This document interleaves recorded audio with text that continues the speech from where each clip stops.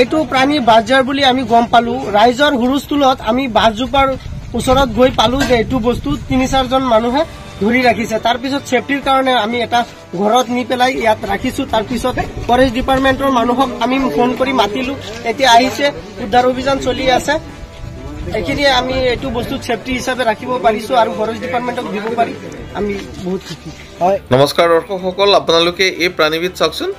এই প্ৰাণীবিধ তেজপুৰত উদ্ধাৰ হৈছে আৰু বন বিভাগক খবৰ দিছে স্থানীয় ৰাইজে আৰু বন বিভাগে ইতিমধ্যে উদ্ধাৰ কৰিছে। ই বিলুপ্তপ্ৰায় প্ৰাণীৰ ভিতৰত পৰে।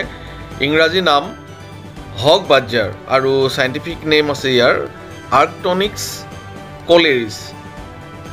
এই প্ৰাণীবিধ অসমীয়াত ইয়াৰ বৰ এটা সুন্দৰ নাম আছে, নামটো হ'ল গেৰেলা বুলি কয়।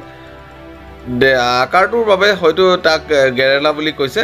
ই এবিধ সৰু আকাৰৰ স্তন্যপায়ী নিশাচৰ প্ৰাণী। অসমৰ বিভিন্ন অঞ্চলত এই প্ৰাণীবিধ দেখা পোৱা যায়, কিন্তু বৰ্তমান বিজ্ঞানীসকলে কৈছে যে প্ৰকৃতিবিদসকলে কৈছে যে এই প্ৰাণীবিধ লুপ্তপ্ৰায় প্ৰাণীৰ ভিতৰত পৰিছে। বিশেষকৈ দক্ষিণ এছিয়া অঞ্চলত এই প্ৰাণীবিধ পোৱা যায়। গেৰেলাৰ গা মলিয়ন মুগাৰ ওপৰত মলিয়ন কলা পটিৰে অনিয়মিতভাৱে আগবাগ আছে। ইয়াৰ উচ্চতা ৰাম শিয়ালৰ সমান। ঠেং দুখন চুটি, শিয়ালতকৈ শকত আৰু পিছ ঠেং দুখন আগ ঠেঙতকৈ যথেষ্ট চুটি। মুখখন ছাই বৰণীয়া আৰু কিছু জোঙা। মুখখন গাহৰিৰ মুখৰ দৰে। কাণৰ ওপৰভাগ ধেনুভিৰিয়া আৰু বহল। গেৰেলা সাধাৰণতে গোপনতা প্ৰিয়। গোপন প্ৰাণী, মানুহ দেখিলে খুব দৌৰি পলাই লুকাই যায়। গেৰেলা মাংসহাৰী যদিও প্ৰধানত অপমাৰ্জক হিচাপে চিহ্নিত, কিয়নো যিকোনো গেলা পচা মৰা খায় সি। বেং, কেঁকুৰা, শামুক, মাছ ইত্যাদিও খায়।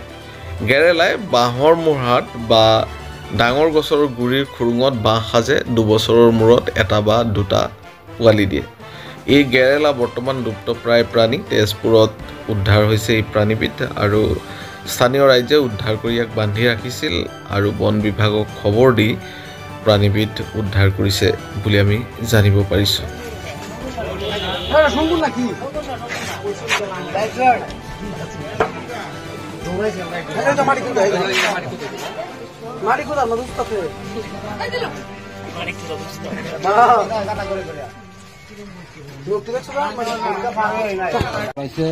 মানুহে চিউৰি আছে, গৌৰাই আনি আলিৰ কিনাৰত ধৰিছা? তুমি নিজে ধৰিছা? আমি নিজে ধৰিছো। আৰু বন বিভাগত তুমি চিনি পোৱা না বস্তুটো কি হয়? আমি চিনি নাপাওঁ। বস্তুটো আছিলে ক'ত? আমাৰ গাঁৱতে আছিলে। দৌৰি পেলাই ঘৰত সোমাইলে, পিছত আমি তাৰ পৰা ধৰাই আনি আলিৰ কিনাৰত ধৰিলো।